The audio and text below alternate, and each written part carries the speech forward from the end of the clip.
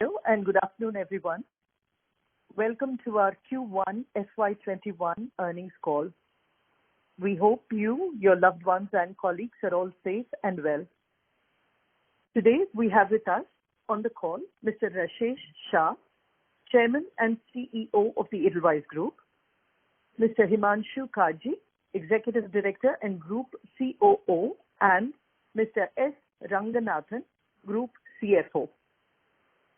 During this call, we will be making references to the results presentation uploaded on the exchanges and on our website. We do hope you've had a chance to see it. Please do note that some of our statements on today's call may be forward-looking in nature and hence may involve risks and uncertainties. Please also read the safe harbor statement in our results presentation as well. With that, I will now hand the call over to Mr. Rashesh Shah to begin the proceedings of the call. Thank you. Over to you, Rashesh. Thank you, Ramya, and a very good afternoon to all of you. Thank you all for joining us on this call. Once again, another quarter is over, and what a quarter it has been. Hope all of you are keeping safe, your families and everybody is well, and you are coping with this unprecedented, uncertain environment as well as all of us are trying to. This has been a very important quarter. So many developments have happened, and we forget that this quarter is April, May, June of 2020, which was, I think, one of the most challenging quarters.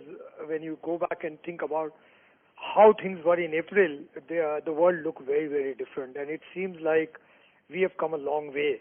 So while we are revisiting our performance for this quarter, it's also important to remember that in the last few months, all of us have come a long way from this unprecedented crisis that humanity has been faced with. Friends, today I want to talk about three things. Quarter one, obviously, the Edelweiss Wealth Management transaction that we have announced, the partnership with PAG. And third, going forward, how do we see the environment and the Edelweiss strategy going forward? I'm sure all of you will have many specific questions, and we hope on this to answer that and also get feedback and inputs from all of you, as we have always done in the earlier calls. As I said, these are unprecedented times. I'm sure all of you have experienced it and coped up with it. In this quarter, obviously, the earnings still have a long way to come back. Overall, we are still simplifying our business because now, as you would have seen in the presentation, we have 6 clear-cut businesses. We have tried various, because Edelweiss has grown up as one joint family system, and we have worked with various permutations and combinations. At an individual level, a lot of businesses were independent, but now we have aligned entities and businesses completely, and the 6 businesses that you see in slide number 5 of the investor presentation, along with the entities, is the structure of Edelweiss: corporate credit, retail credit, wealth management, asset management, life insurance, and general insurance. These are the 6 businesses. You see, we are more than robustly capitalized across all these businesses, and time and again we have shown that we can contribute capital, we can raise capital as we go along. So this quarter, we have further simplified our businesses in the 6 businesses. Also, things have come back, but I must say the business activity is not back to 100% of normal. If you ask me, on an average, we are all at about 75 to 80% of normal activity from fee earning and other activity point of view. So though I think things are back as compared to April, May, where I think we were all down to 50, 60% of activity, we are now at 75 to 80% of activity. We continue to grapple with bringing costs under control, and there are 3 vectors on that. One is credit costs, which obviously with COVID, we have always maintained that another 1 to 2% impairment will be there because of COVID and will continue to be there. And because we have more than adequate capital in our credit businesses, we have followed a policy of continue to provide as much as we can so that we are much stronger when COVID phase is getting over. We have to obviously focus on recoveries and all. That is what we are strong at. So that will be the main area now. The other area of cost control is the operating cost. We were geared for a 35% growth in the last 2 years. As we are more focused on liquidity and equity, the focus on cost and profitability has been lower. But now that equity and liquidity have come in a comfort zone in the last 3-4 months, ironically, in COVID time, liquidity and equity is the area that we feel more comfortable now. Now we are focusing on cost cutting. We spoke about it last quarter also, and we have a fairly aggressive target to be able to rationalize cost using technology and streamlining businesses and processes and all. And you will see that as we go along in the next few quarters. And the third is our cost of capital continues to be high. As you know, though bank credit flows have started getting back to normal, the bond markets are still very dislocated. Commercial paper market is very dislocated. We also hold a lot more equity, a lot more liquidity than we should be holding. I think on an average for the last 18 months, we have held twice the required liquidity in normal times. And partly it is because of the market conditions being so bad. You are all aware how volatile the liquidity environment has been. And this higher liquidity that we are holding is also creating and continues to create a drag on earnings. So I think lower growth, lower activity, but the good achievement in this is we have done a very transformational transaction on our wealth management business. We have become stronger on liquidity. Our NBFC has actually now enough liquidity for the next 18 months of required liquidity. As you know, we've been operating on 1 year of liquidity. Now we have moved even further on that. So overall, we remain comfortable on those counts. And now that equity liquidity is out of the way, the time has come to focus on profitability and growth. And we think growth will come back from Q4 of FY21. March 2021 onwards, we hope that we can put COVID behind us and look at growth for India, for financial services as a whole. This quarter, in spite of lockdown and all, we have done one of the fastest transactions in the wealth management space. A fairly large deal has got done in spite of work from home and everybody being in lockdown. We are very happy that PAG, which is a great private equity firm Asia-wide with $38 billion of assets under management, is partnering with us. And I use the word partnership with a lot of care because we are in this business. Edelweiss will continue to own more than 40% stake in that. We expect the stake to evolve at about 51 with PAG, another 41 with Edelweiss, and about 8 or so with Cora and Sanaka. They invested 300 crores 1 year ago, and though they have further tranches to invest, the business will not need further capital from them as we go along. So with this, we expect that Edelweiss Group will have more than 40% holding, which we eventually want to demerge and distribute those shares to the Edelweiss shareholders.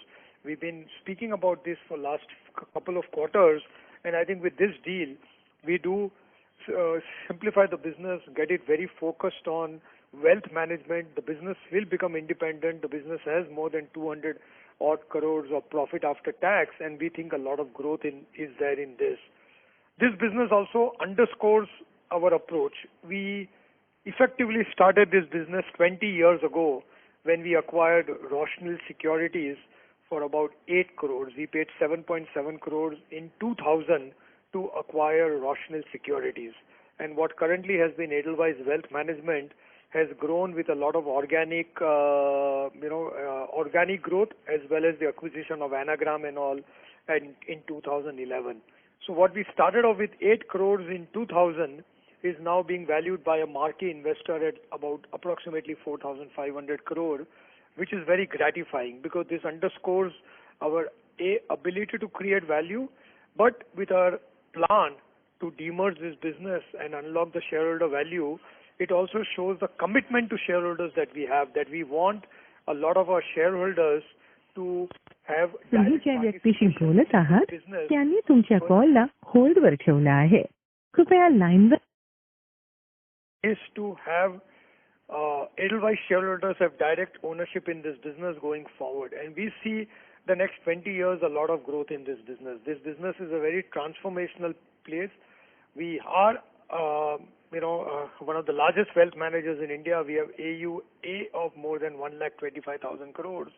But we do believe the best is yet to come, and with a partner who not only brings capital but brings expertise and all for us in this business, and will allow us to make this business more independent, take it to its logical growth conclusion, will be very gratifying. So we remain very, very excited on this business, and we do believe that the Edelweiss shareholders will get a great upside in this business in the next few years as we unlock this shareholder value. And this capital that we get is also going to be useful for the group and for the business as a whole, because as you know, everybody is raising capital. Equity capital is very required for all financial services businesses, not just for COVID, but as you plan for growth post-COVID. So our approach has been that let's look at March 2021 and see after that what allows us to be strong, what allows us to grow, and what allows us to continue to create shareholder value. So, and the last thing is, going forward, we do see the environment is improving. The panic of April, May has gone away. Though COVID has not gone away, the panic of April, May has gone away. We do now think the liquidity conditions, the environment, the panic about COVID has come down. However, the bond markets are still dislocated. The bond markets still need, according to us, another 2, 3, 4 quarters for them to come back to some sort of normalcy. And until then, it is good to be cautious and careful, but remain optimistic. We believe our approach in Edelweiss is to build businesses, and we have a lot of vectors. Edelweiss Wealth Management is one of the 6 businesses we have. On the wholesale credit, we have always been clear that we want to scale back that business, use asset management as a platform for addressing the opportunity in wholesale credit and not in NBFC. And NBFC, as you can see on that slide number 5, we have more than 3,300 crores of equity in that wholesale credit business, which is almost a third of Edelweiss equity is in that business. So as we wind down the NBFC part of the wholesale credit, it will release more capital to us, but it will also give an opportunity for the asset management to launch more funds on the wholesale credit side. On retail credit, we remain optimistic. ERFL, EHFL are the 2 entities where we address the retail opportunity. Both of them have a capital adequacy more than 20% odd. ERFL has a 28% capital adequacy. So we can effectively double the book size from here without needing any more equity. And these are great businesses. We are not in a hurry to grow. We want to do it carefully because we do think next 2, 3 quarters, a lot of the credit environment will change as we understand the post-COVID, post-moratorium environment. But there will be opportunities, and we are poised to grab that. In our asset management, we now have crossed more than 1 lakh crores of assets under management across the verticals of alternatives, passives, mutual fund, and ARC. And all over the world, we're seeing a lot of growth in asset management in both the passive side, where we are now leaders in credit passive with Bharat Bond and bond ETFs and all. And in alternatives, we are one of the we are the leading player with more than $4 billion of assets under management in alternative strategies. So we do think that asset management poses a lot of growth opportunity for us. And our last 2 businesses, life insurance, general insurance businesses, have had their best quarter. April, May, June has been the best quarter in a relative sense. Our life insurance business was the second highest growing company in the industry. Very few companies in the life insurance business have clocked positive growth for the first quarter. We have grown positively in spite of the lockdown, in spite of the work from home. Edelweiss Tokyo Life has registered robust growth in the first quarter. And the same thing for the general insurance business. Our general insurance business was the fastest growing insurance company in the first quarter. And both these businesses are using strong customer focus, strong technology. Our general insurance business is built like a fintech. It started about 2 years ago, so we had the opportunity to use the best-in-class financial technologies available for building a very tech-oriented digital general insurance business. So we have a lot of things to grow. This capital allows us to capital for a lot of our businesses, including asset management, wealth management, and the insurance businesses. As we have said, our credit businesses remain adequately capitalized. There we have to be in sync with what is happening in the credit environment. But the other four businesses, asset, wealth, life, and general, will also benefit out of this deal with the capital availability. And overall, at Edelweiss, our idea is to be capital surplus. At this time, you don't want to be capital adequate, you want to be capital surplus. And with this deal, even at the Edelweiss financial services level, we expect to have surplus capital which can be used for various ways of creating shareholder value. So friends, with that, I think India will come back to growth. I think this has been a very challenging year. It's been a very challenging quarter. And we in Edelweiss will continue to focus on simplification of our businesses. We have last 2 years, in fact, while the IL&FS crisis and the NBFC dislocation was going on, we have continued to simplify our corporate structure, continue to simplify our businesses, got in some great partners, made sure we are capital surplus, liquidity surplus, so that we don't have to worry about those things, and we can, as and when growth comes back, focus on growth again. So I think with that, we have a lot of details in the presentation, so I didn't want to go to the financial details and all, but we will welcome inputs and questions from you after this. Thank you very much, all of you, once again for being on this call. Thank you very much. We will now begin the question and answer session. Anyone who wishes to ask questions may press star and 1 on their touchtone telephone. If you wish to remove yourself from the question queue, you may press star and 2. Participants are requested to use handsets while asking questions. Ladies and gentlemen, we will wait for a moment while the question queue assembles.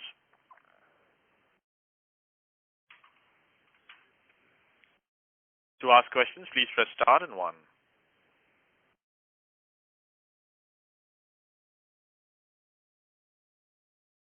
The first question is from the line of Prathamesh Sawant from Trinitra Capital Advisors. Please go ahead. Hello, sir. Hello. Yeah, hi. Hello. Yeah, sir. So I want to know what was the valuation of this deal that you have done with the CAG. So would it be right to say it was sold at 18.6 times your FY21 earnings? See, FY21 earnings are still uncertain because as you see the first quarter and all, and obviously because the bond markets are dislocated, because of the first quarter, the loan against shares book has come down. So we are not looking at FY21. We are looking at beyond that, and we do think that the benchmark is around 20 times price earning ratio for 21. But as I said, 21 earnings are going to be uncertain. But we also want to continue to invest in the business. So our focus for the next 2 years is not only going to be on earnings and PAT, but going to be more on investing in technology, investing in customer acquisition, and all of that. Because we do think that post-COVID, post-March 21, there is going to be a huge growth opportunity, and the ability to capture that growth is going to be very important. And our approach has always been that we have not been short-term profit focused, but we have been more long-term. And that was one of the problems, because as long as you consider Edelweiss Financial Services as one entity, though as you see in the past, we have been having a loss in the insurance business. Even the wealth management business did not make profit until 2015, but we continue to invest in that. And that is what I'm saying. Over the last 20 years, we built a lot of value in that. So our idea is to focus on long-term value creation rather than profit only. So the P multiple is not the best way to look at it. A year ago, when we had done the EGIA deal, which was the asset and wealth management together, 1 year ago with Kora Sanaka, the deal was at a floor of 6,000 and a cap of 10,000, and we had expected the valuation to be around 8,000 when it gets converted. If you remember that, about a year ago, it was about 8,000 crore for asset and wealth put together. Our approach has always been that half that value is because of wealth and half that value is because of asset. So we consider that about 4,000 to 5,000 crore should be the value of the wealth management business, and 4,000 to 5,000 crore should be the value of the asset management business, which is ARC, EAAA and our mutual fund out there. So we remain, I think in the last 1 year, when we did the Cora Sanaka deal, though the markets have come down, Edelweiss stock prices is currently lower than what it was then. We think this business, the asset and wealth management business collectively, the benchmark of 8,000 crores should continue, and we have approached it from that point of view. Okay, sir. Thank you. That's it from my side. Thank you. The next question is from the line of Jeetu Punjabi from EM Capital Advisors. Please go ahead. Yeah, hi, Rakesh. Trust Hi, everything's good. Yeah. Chief, I missed the first 5 minutes. I don't know if you talked about this, but what I'd love to understand a little better is what's the roadmap for, if PAG takes a stake, does this spin off as a separate company and list separately? What's the roadmap for the rest of the businesses? Do they stay together or they get listed separately? Just a little bit of color on what's the thinking on the listing and of the different entities, and what's the roadmap for the different entities and their business as well? Yeah, I think that's an important question. I'm sure all the stakeholders would like more color on that. So first, G2, on EWM transaction, we have been very clear. We want to demerge this business and distribute the shares to the Edelweiss shareholders, and we've been focused on that. And this PAG partnership will expedite that process for us because the business will become independent much faster. But while it is becoming independent, will continue to grow because it will have capital and focused attention from a partner like PAG. And we expect to list this business in the near future and distribute the shares via demerger to our shareholders. So that's the plan on EWM.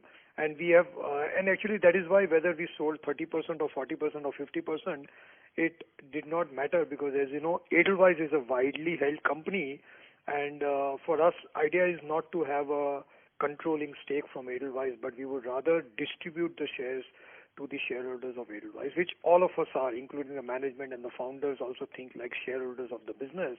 So this will be a value unlocking approach for the Edelweiss shareholders. And I think a lot of shareholders have given me feedback that they will be very happy to have a direct exposure into this business as and when it gets listed, and it will be very beneficial for them. On the larger Edelweiss, our approach has been to build businesses. As I gave the example of this also, this Edelweiss wealth management business that is currently being carved out, that was started effectively in 2000 when we acquired Roshni Securities, and we acquired it for about 7.7 crores. So effectively from that 7.7 crores, organically and inorganically, with acquiring Anagram along the way and all that, we built a business that is worth about 4,500 crores now. So that is very, very gratifying. So our approach has been to keep on building businesses and then unlock the value in the best possible manner. So you have seen that in our insurance business, we have a joint venture with Tokio Marine. Maybe at a future that business may list, or maybe Tokio Marine may increase their stake or buy out, or some other investors can, if we think that is the best way to unlock value for shareholders. That is because in financial services, control is actually very notional. Even today, when a bank owns an insurance company and the insurance company is listed, even if the bank owns 75% of that insurance company, the insurance company is an independent company. It has its own board. So whether you're listed or not listed, all financial services companies will be independently regulated, will have their own boards, and that is our approach because that is the path to the future. So our approach is that all businesses are independent. All the 6 businesses that you see, they have their own investors, partners with a strong governance out there. They have their own balance sheets also, because if we have extra capital in ARC, we can't use it for insurance. If we have extra money in insurance, we can't use it for NBFC. So as it is in a good way, and I think it's a good structure India has, that all businesses are ring-fenced and are not commingled with each other, which allows all businesses to grow independently. And having partners in each business is the best way forward. So going forward, we will be open, like in ARC also we have got other shareholders and investors. In credit we have got CDPQ as an investor. So whatever is the path, whether listing via IPO, whether listing via demerger, whether strategic JV partnerships, we will look at all formats that are there to create value. We don't come from control oriented. Because we don't need to consolidate earnings in Edelweiss, or we don't need to keep control out there. We are very happy being shareholders and adding value as shareholders to grow the businesses. And we have seen formats like that. I think HDFC promoted HDFC Bank, and it's been a great, success story. So I think that is the model in financial services going forward. So we have Edelweiss Wealth Management plus 5 other businesses. A lot of them will have its own opportunities, its own partnership, prospects to go forward. It's super. Thank you, Rakesh. All the best. Thank you. Thank you. The next question is from the line of Vikas Khemani from Carnelian Capital. Please go ahead. Hi, Rakesh. Hi, Vikas. First of all, congratulations. I think I remember last call you said that will conclude in 6 to 8 weeks time, and I think it's a great achievement, I think, in times like this. So I hope with this, a lot of pain is behind in terms of at least capitalizing the business and liquidity stress. My question, Rakesh, more is on, I think, credit side of the business. See, we had our problem started with, concentrated exposure towards the real estate. And the real estate sector went into trouble while most of our lending was towards the project-based lending. So, as the project got stuck, sort of you kind of, did not get the flows, and it kind of had the NPA impact on the portfolio. And that led to the whole cascading impact, including the liquidity. Now with interest rates coming down, at least the hypothesis we have, and I don't know what's your view, and would love to get your view as well on that the real estate recovery is on the anvil. At least we are seeing that on the ground. So do you think and we have provided almost close to 3,000, 4,000, 5,000 around the range of that number on the books. So do you see on the credit side, what was kind of putting stress on us as a company? As the environment changes, if the environment changes, the same value which got lost can come back over the next 1 to 3 years. Then that can itself recapitalize the whole business. So what's your view? I mean, it's a long question, and maybe it's a little bit complex. To get your thoughts on that.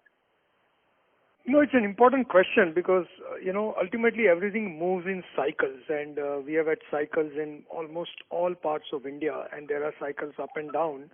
So I think real estate and wholesale credit, whether it was project like, a lot of bank NPAs happened on project financing, infrastructure financing. So basically, there were long-term assets getting funded, and because of the market environment, the economic slowdown, as well as the liquidity crisis, the monetization, the servicing of a lot of those loans started becoming a challenge. So that is absolutely true. I think your assessment is absolutely right. We did, see the impact of that. A lot of that, even now, according to us, continues to be the delays that got caused because of liquidity, as well as a slowdown in the economy. We are starting to see an uptick. In fact, ironically, COVID time, actually real estate has not done that badly, especially after May. June, July and August have been relatively good months for real estate when you talk to the industry people. But again, the key is on completing the projects. And for completing the projects, liquidity is very important. So I think as interest rates have come down, as liquidity eased off, one of the good things I've seen in the last 1.5 months is bank funding for real estate projects has started coming back. Leading banks like State Bank and all that are starting to look at good viable projects and starting to lend to real estate projects once again. So, the banks had stopped lending 4-5 years ago. NBFCs had started last couple of years. NBFCs have stopped lending, and that also impacted there because neither banks nor NBFCs were giving credit for this industry. And housing is a big part of the economy. But in the last 1.5 months, maybe because of liquidity and interest rates coming down, banks have been very open to looking at viable projects, and even the private sector banks are actually scaling up their real estate exposure. So I think that's the good news, and I remain confident that as liquidity improves, I think the projects will get completed and we'll find buyers. And given that we have enough collateral cover, we remain confident on the collateral. As you very correctly said, collateral is not a problem. Servicing and cash flow has been a problem, especially in the last 2 years. We hope that maybe in the next 2-3 quarters that starts going away. And we are seeing actually good demand across all of that. Earlier we were seeing good demand in the affordable segment, which was below 1 crore rupees. But now even in the segment which are 5 to 10 crores for a place like Bombay, we are seeing very robust demand where people are buying 5-6 crore worth of apartments and all. So I hope that this interest rates, affordability, all of that also leads to revival of the real estate, not only for our own sake, which obviously will help us a lot, but for the economy as a whole, because real estate has a lot of spin-off linkages with the economy. So you're absolutely right. I think it will help us. But what we have done is we have anyway ring-fenced that business. So even if there is a lot of capital and a lot of liquidity there, so we have holding power on that book. That if at all instead of a revival in a couple of quarters, it takes 4-5 quarters, there is enough holding power on that. We have provided, we hold liquidity, we have enough equity. Because that is what was required. We are, given that everything became very illiquid, while our other businesses continue to be independent of that, and they continue to have a lot of growth prospects on that. And that is the key thing that we have simplified. We have actually made all the businesses independent. So any trouble of one business should not affect the other one, or the growth of one business should not slow down anybody else. So, just help me understand, this is the math correct. Suppose assume a project or loan which we 100 rupees, we have written it down or provided for, let's say, to 30-40 cents, because I think last quarter we took a fairly large amount of hit. Now, assuming that the project comes back and it starts generating cash flow, you will not only recover your principal, you will also accrue the interest. So potentially, if I were to take 2-3 years of accrued interest, that 30-40 cents have a potential to become 1.5 or 1.4, 5 times. Assuming that everything works right, nobody knows that, but is that how one should understand that this journey is potentially possible? See, it varies from project to project, but if you see the history of this credit cost in India, like if you look at SR Steel and Binani Cement, the banks marked down SR Steel from 100 to 0 and ended up recovering 80. So that is what happens in a lot of these loans. In fact, that is why we believe that wholesale credit should be a closed-ended fund, because over a 5-year or 7-year of a loan, you make good returns, but you make returns for first 2 years. Then if the loan goes bad, you provide for the next 2-3 years. You actually, as you correctly said, end up over-providing, because that is how the rules are and that is how conservatism should work. And if things recover, you recover it back in the end. And that gives a lot of volatility to an NBFC or a quarterly kind of a format like an NBFC is for the investors, because they can't see the return of a loan over a 5-year, 7-year period. So in a way, doing this in a fund format where you have investors who are coming into the fund, and AIF format is the best one, because over 5 years or 7 years, investors will say, I have made a 14-15% IRR. It's not been a steady 14-15 over the 5-6 years, but that is why we think wholesale credit, even infrastructure and all, has a lot of opportunity, but in a closed-ended fund format, in an AIF format, not in an NBFC format. So you're absolutely right. I think we just have to wait for the next 2-3 quarters, because COVID is not yet over. So we are all getting optimistic, and I think the trends are there, the green shoots are there. So idea is to remain optimistic but still cautious.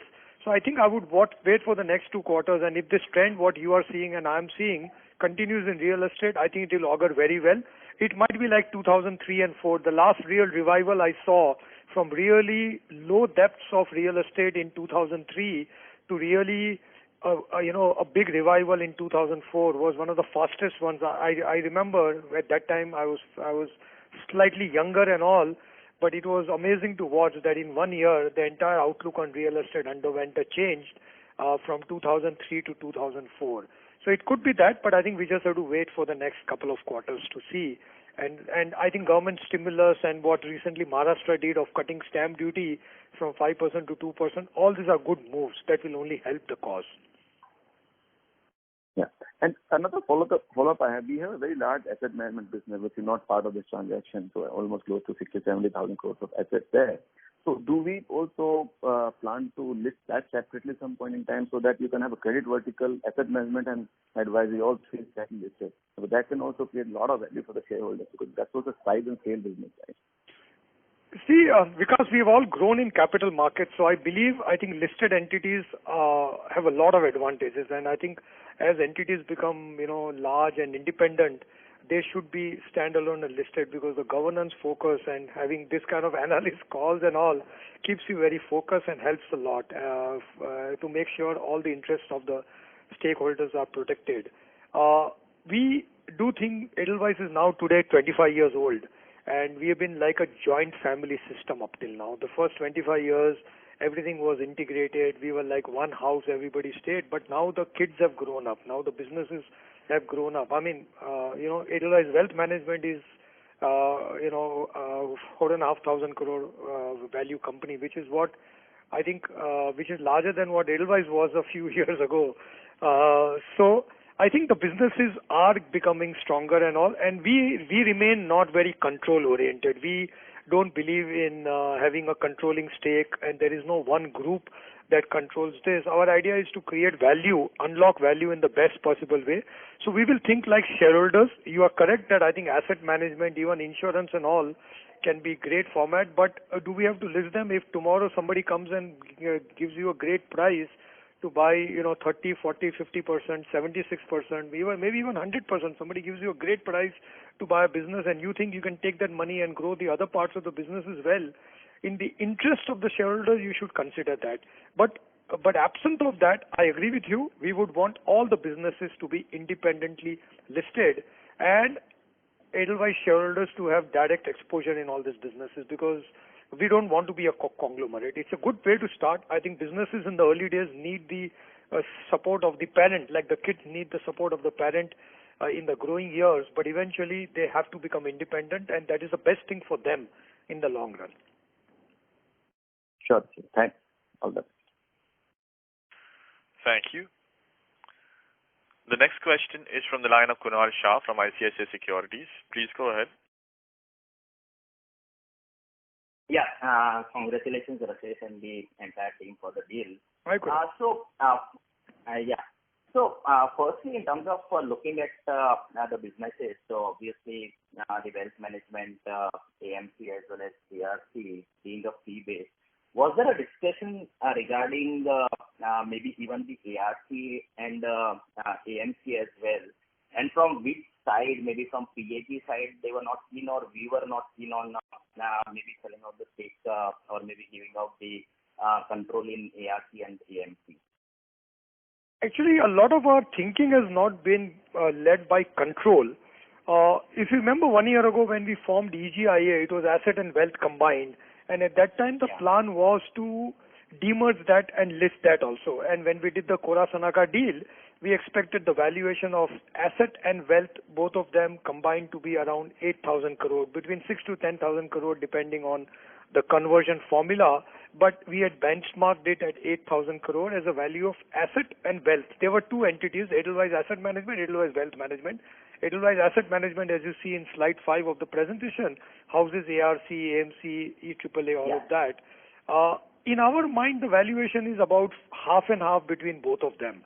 That Edelweiss Wealth is, about 4,500 crore. Edelweiss Asset Management is also 4,500 crore. So we had approached it from that point, and our original plan was to list asset and wealth together. But a lot of investor feedback, analyst feedback from people like you, we got was that it is actually better to keep them both separate because that could become like another conglomerate and will not allow investors to get a pure access to a wealth management play or an asset management play. So by unbundling the two, it has actually, according to us, will lead to higher value creation because especially in the last 1 year, we've realized that wealth management is a huge headroom for growth on its own, and actually firms like ISEC and all have shown the path. And the same thing is true with asset management. They can do acquisitions if they have currency and all that. So we have realized that actually rather than asset and wealth under one, which was slightly more complex, the way the businesses have grown in the last 1 year, keeping them both independent is very good. And we had said we want to raise about 1,500 to 2,000 crore. And by doing this deal in wealth management, we have achieved all those objectives. So we are not very control oriented. We are very value oriented. We want to build businesses. We have shown again and again. We started our ARC with 10 crores of capital. Today the net worth of ARC is 2,000 crore. This EWM business we started 20 years ago. Same thing, asset management. We have actually grown that very organically, and we have now crossed almost 70,000 crores of AUM. So our idea is to build businesses, and then because we believe that if you build businesses, enough value gets created, and then how you unlock it is more tactical rather than a very formula-based approach. But how to build businesses is the core of this, because if you can build businesses, get great management teams, identify the right opportunity, give them the right resources, handle them in the early years, and give them the path to independence, I think it's the best way to harness the opportunities in which we are. Sure. And secondly, in terms of the money that comes in, so that stays with EWM itself, and it will be within that entity. And what would be the utilization of that sum which would get in of, say, 51% stake at 2,200 odd crores? And second question is on ARC.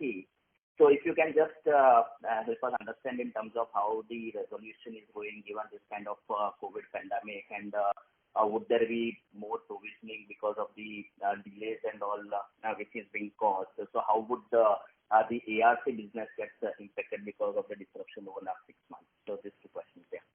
So I think on the use of capital, I think out of this whatever 2,200 odd crores that will come in, we expect about 400 crores and all will be required for the wealth management business to capitalize it. As you can see, wealth management business has about 1,000 crores of equity now, and another 400 crores will allow it to actually double from here.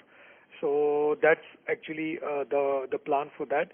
The other capital, we will also retire some outstanding debt in Edelweiss, because over the years we have also have about 500,000 crore of debt that we want to retire at the holdco level, because now the businesses have grown up. We had invested in the businesses over the years, but now that the businesses are independent, we can allow them to raise their own capital, and partly will be also used for asset management and insurance and other investment, because if we give 100-200 crore to each of these businesses over the next few years, there is a lot of growth. We don't expect to use this capital for the credit business at all, because credit businesses, as you can see, are very robustly capitalized. The capital adequacy for ECL Finance, ERFL, EHFL is more than 20%, each between 21 to 28% is the capital adequacy out there, and we're going to have very calibrated growth out there. So we are not looking at very fast growth in the credit business. In fact, wholesale will scale down, retail will grow. So we won't need capital. In fact, over the next 3 years, we hope to release capital from the credit business. But while it happens over the 3 years, for the next 2-3 years, this capital will be enough to now provide enough capital support to all our growth businesses and growth aspirations. And the amounts are not large. We need 100-200 crores for all these businesses, and this gives us enough room for that. And the second question you had was on impairment cost and all. I think a lot of that is dependent on COVID. We do think that some impairment cost will go up across for everybody, all credit entities, whether they are banks, whether they are NBFCs, whether they are ARCs. Between 1 to 2% additional cost will be something people should factor in. And when I say 1 to 2% of the assets is what people should factor in. But I think if interest rates remain low, if liquidity remains easy, and the economy revives, I think it will be something that everybody is prepared for. People are starting to provide, people are starting to raise equity. If you look at most of the banks, they are raising equity which is between 2 to 4% of their asset base. And when we talk to banks, their estimate is that between 1 to 2% of their asset base will be the additional credit cost because of COVID. So I think using that as a rule of thumb, we think banks and NBFCs and ARCs are adequately capitalized for this. Okay, sure. But in terms of the IRR that ARC, how does it get impacted maybe compared to what the expectations were? So maybe if you are working at particular IRR, how much do we think is it getting adversely impacted because of this kind of an environment, particularly for ARC? So ARC, we have always looked at, about 20% kind of IRR because of fee plus the capital that you deploy, because you earn interest income also and you get fee income also. About two-thirds is fee income and only one-third is interest income. So it's not a very interest-led model. It's a very fee-led model. And on that, we expect that IRRs, as interest rates have come down, what was a 20% IRR can come to 18 or 19. So 1 to 2% fall in expected IRRs will happen. That is given. But if your cost of funding might also come down.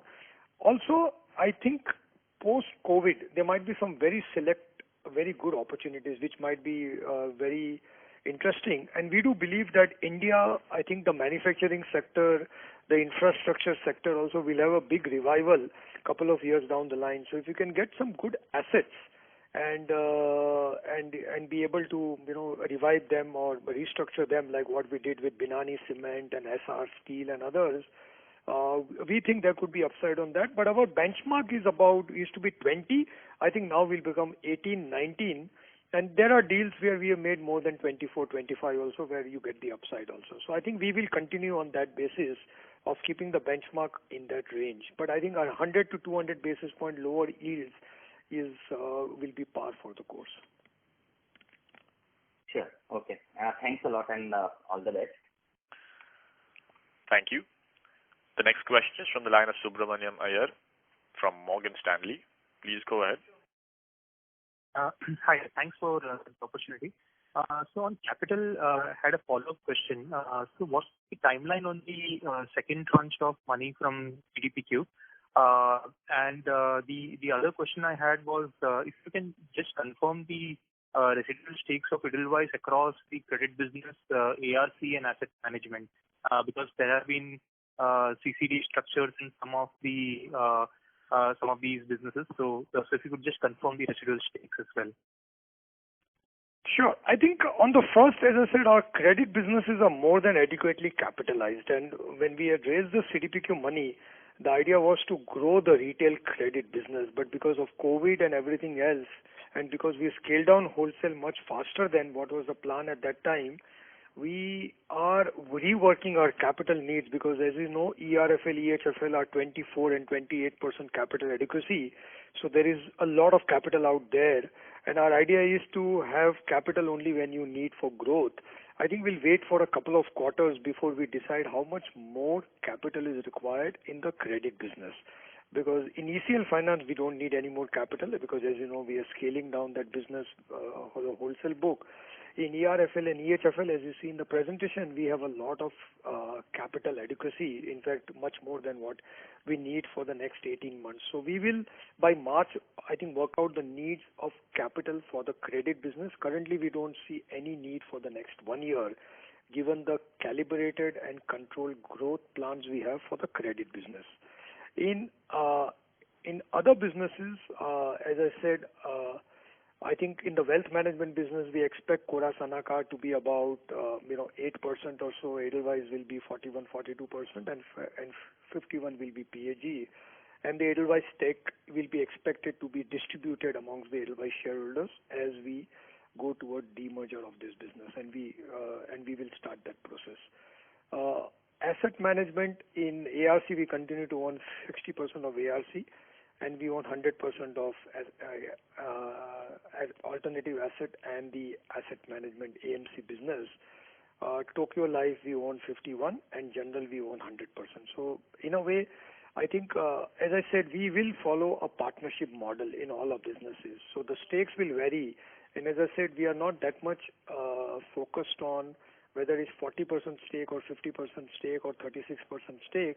We are more focused on creating value in this business and unlocking it. And that we remain committed, that we will unlock the value and reward the shareholders of Edelweiss as we go along in that. Because Edelweiss shareholders should eventually have direct ownership in all these businesses at an appropriate point of time. Because as I said earlier, the businesses need initially the hand-holding and ability to grow, but eventually they should be listed independently, whether via IPO or via demerger.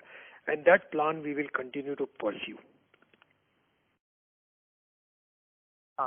Yeah, thanks for that.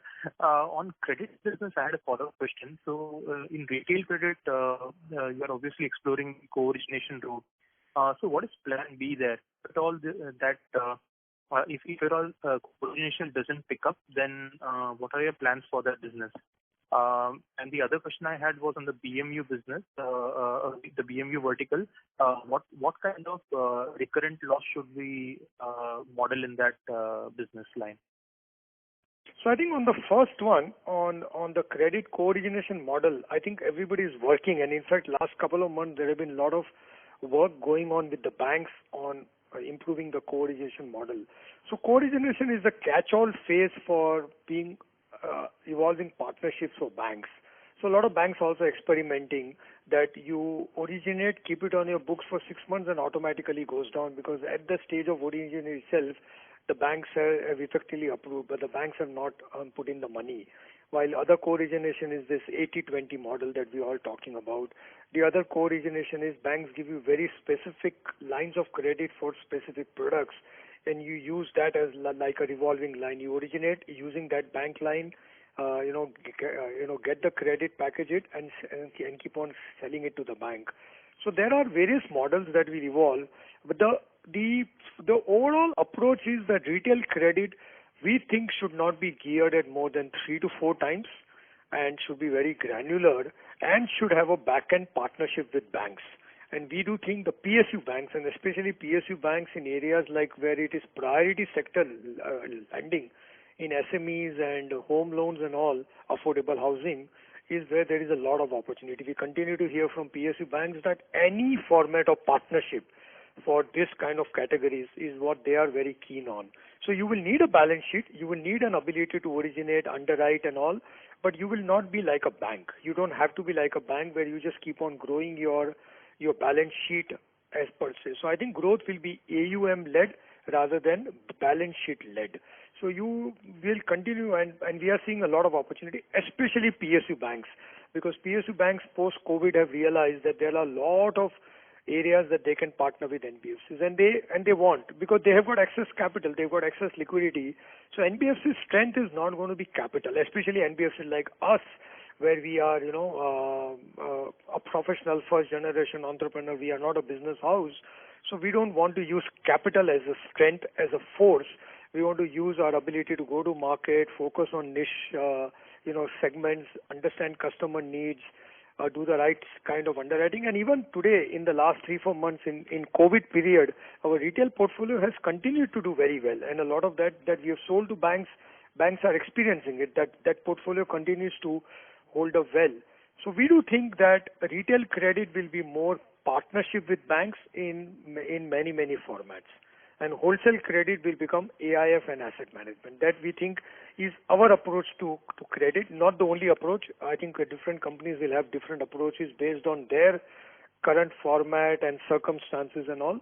We think for us, this is the best possible, that in retail credit, partner with banks, in wholesale credit, become an asset manager. Thanks. The second question was on the BMU line. What kind of recurrent loss should we model there? So I think as long as we hold excess capital, there is part of that loss is the excess capital that the group continues to hold, excess liquidity that we continue to hold. And even today we are holding about 3,000 crores of excess liquidity, which is more caution, or you can call it an insurance payment that we are making.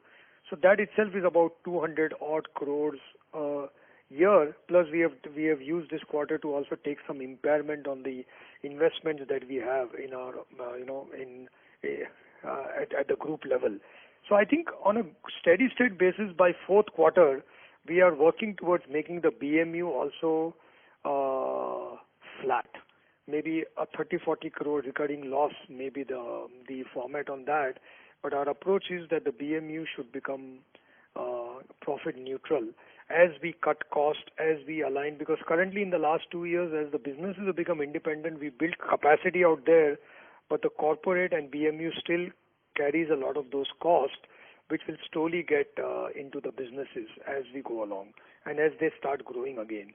So we think by fourth quarter, we would like the BMU to be flat or maybe a 30-40 crore loss per quarter if we continue to hold excess liquidity. I think the need for holding excess liquidity will go away by then. I think the next 2-3 quarters, we get a sense that I think the turnaround has happened. And ironically, the turnaround happened in the COVID period, which was the most stressful for NBFCs from a liquidity point of view.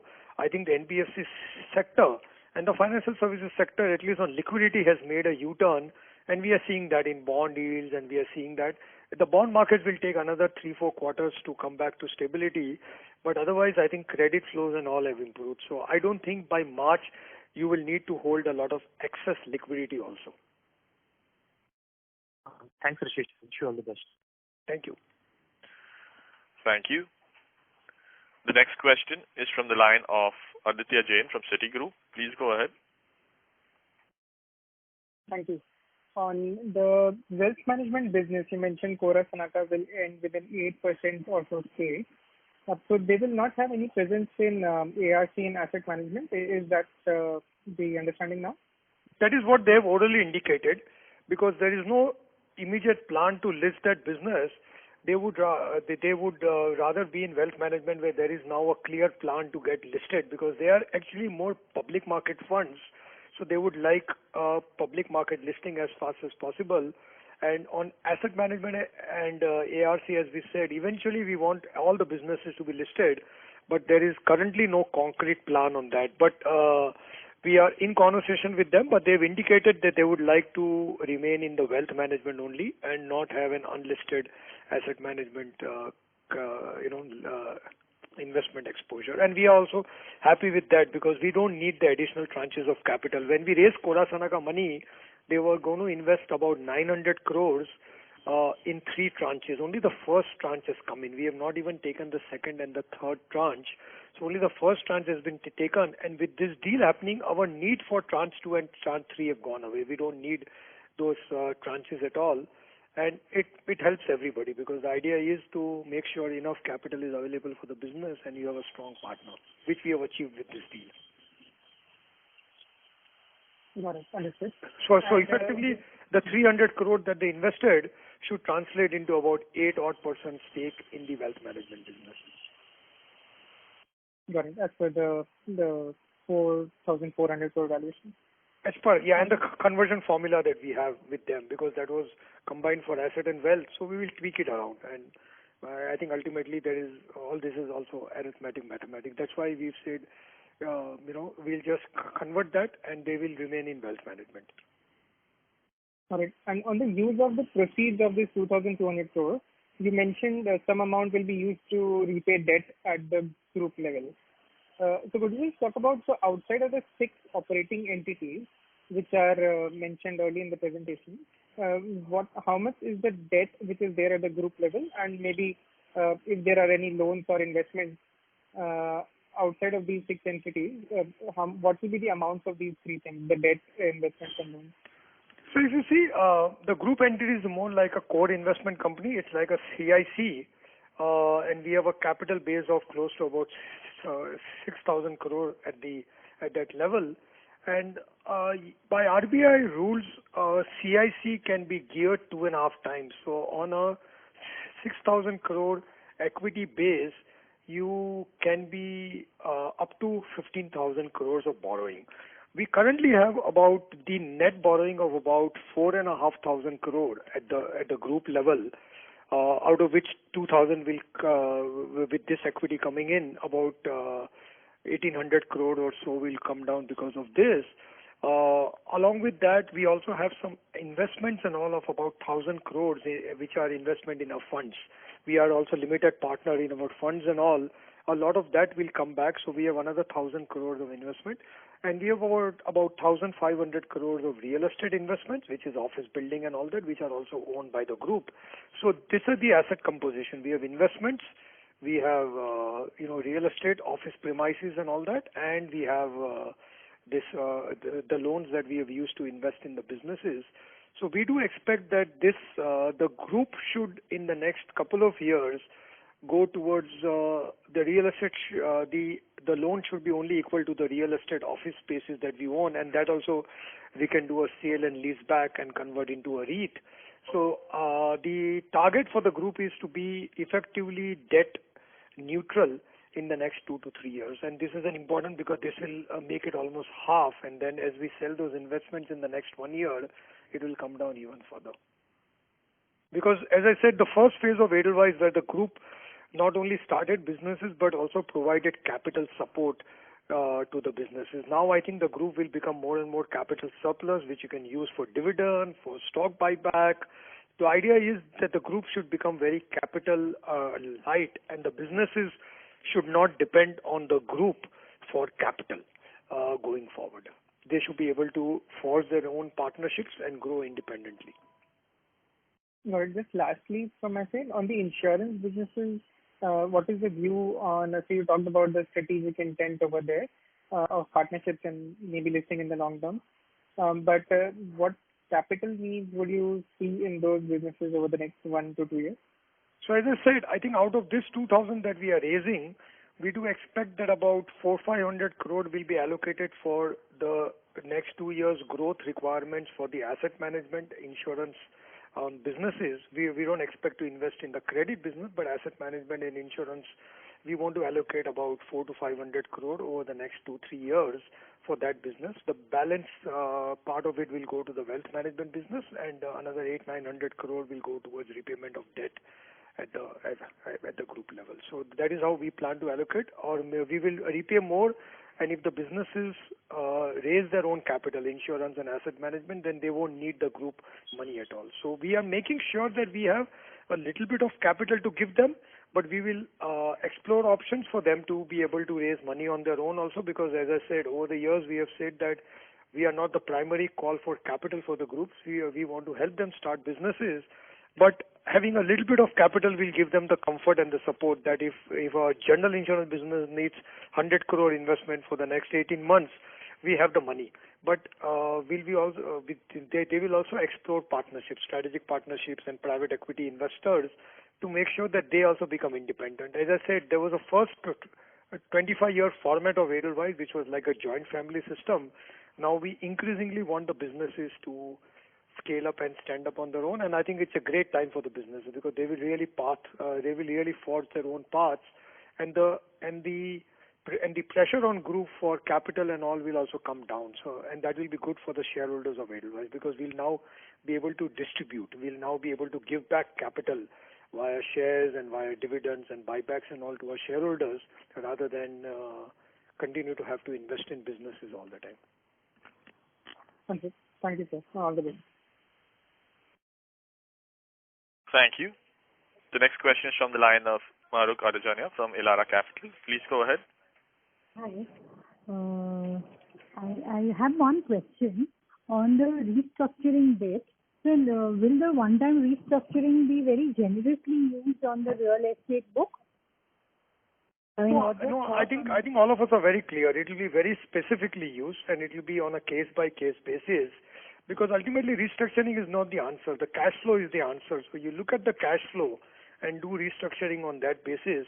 And that is what we've been doing. Actually, fortunately for wholesale, last 18 months have gone in that only because you've looked at project after project after project and looked at the individual cash flows of the project. You are not just doing a generic restructuring. You can do that in retail to an extent.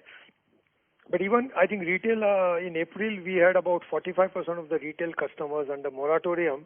That has come to below 25% now. So I think retail also may not require a lot of restructuring because this government scheme on MSME loans and all that, and a lot of our retail is SME and home loans, and both of them are actually not as impacted as maybe other sectors like unsecured loans and all.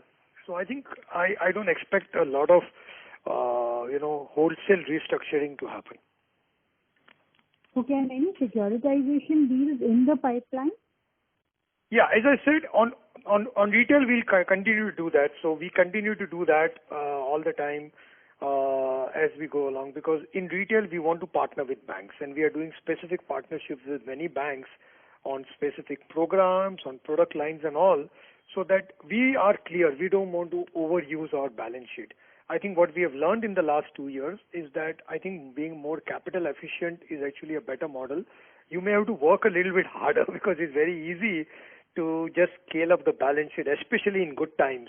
But I think scaling up balance sheet and asset base and saying 50,000 crore, 1 lakh crore may not be the long-term answer for a non-bank. I think the long-term answer is to build fee and commission income and all of that. And by the way, globally, that is what banks are also doing. Even global banks are saying fee and commission income is more important than just growing the asset and the balance sheet side. So as capital becomes not the real driver, but more your fee and other income, I think even credit, NBFCs and all will drive that, where you will partner with banks and really. And India, fortunately, there is an opportunity. The PSU banks are looking for partners. They have a lot of capital, they have a lot of appetite, but they have only so much reach. And given their limitations, their ability to partner with NBFCs could be a good one. It will take time. Any partnership takes time. Any partnership takes a lot of effort. But we do believe for us, the going forward model on retail credit will be partnerships with banks. And in wholesale, any securitization deal? That, as we said last time, we have done last time, we will want to see our Maruk, our objective on wholesale is to bring down the book. So as we're getting repayments also, but if you can do an asset sale, it releases equity capital for us.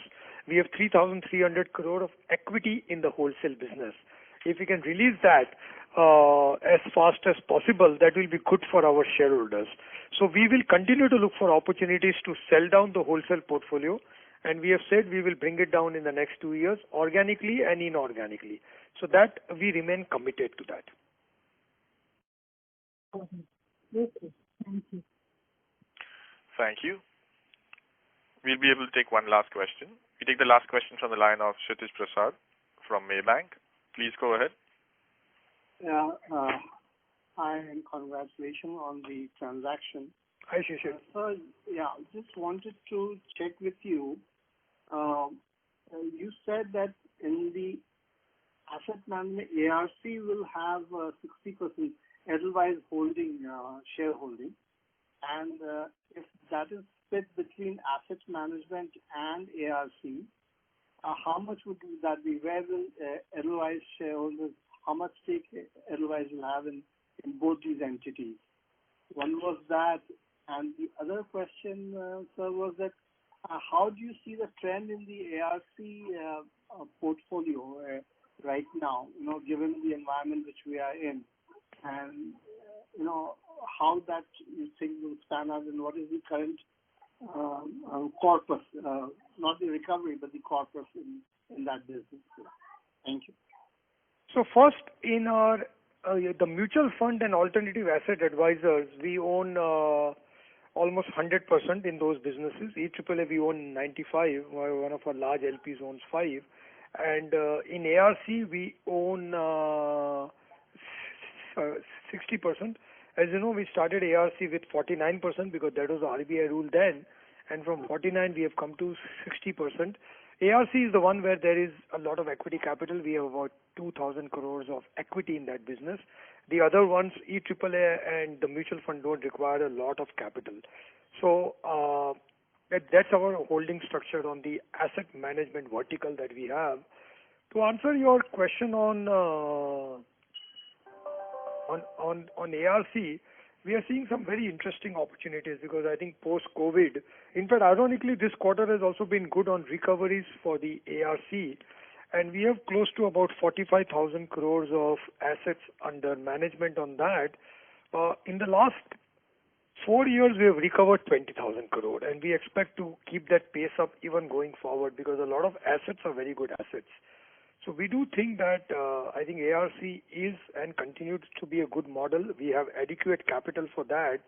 But the whole of asset management space is undergoing a transformation. And in the emerging areas of both, passive credit structures like ETFs, bond ETFs and all, as well as on alternative asset management, we have a strong pole position in that, which we want to exploit as we go forward.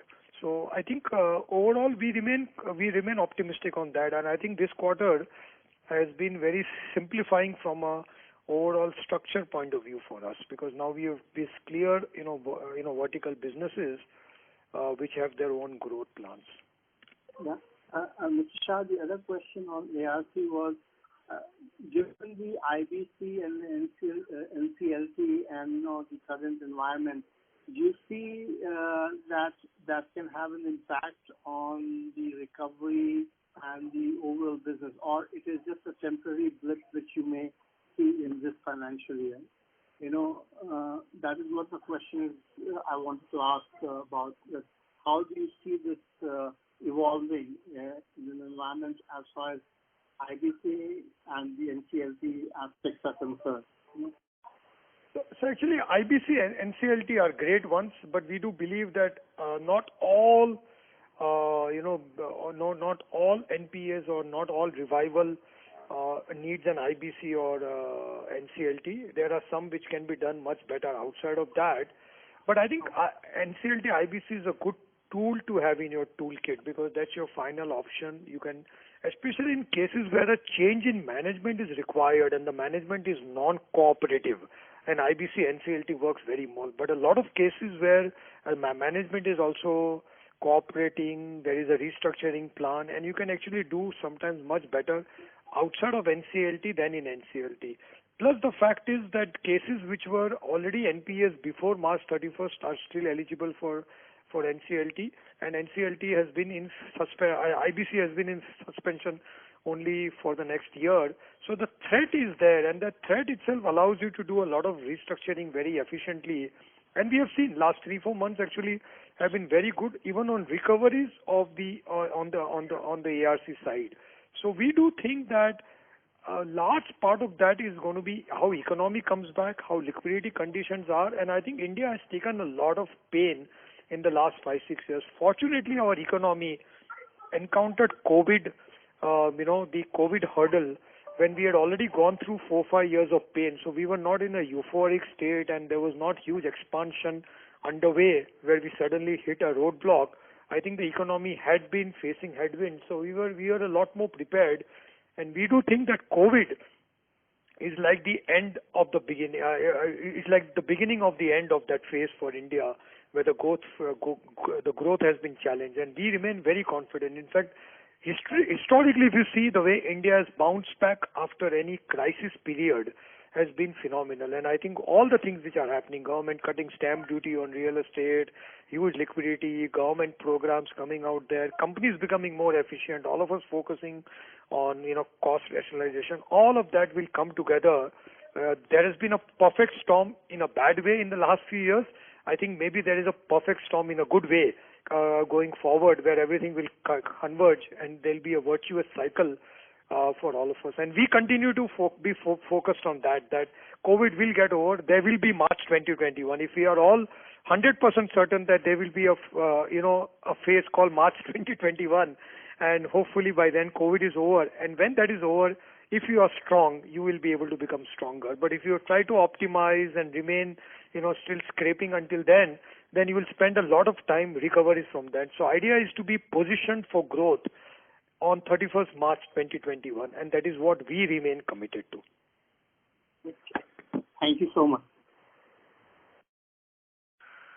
Thank you very much. We'll take that as the last question. I would now like to hand the conference back to Ms. Ramya Rajgopalan for closing comments. Thanks, Raymond. Thank you very much, everyone, for your time today. With that, we've come to the end of our available time, and I know there may be more questions that you may have for us. We request you to contact me or the team at our investor relations group, and we'd be happy to help you out with whatever additional information requirements you may have. Thanks again. Have a great weekend and stay safe. Bye-bye. Thank you very much.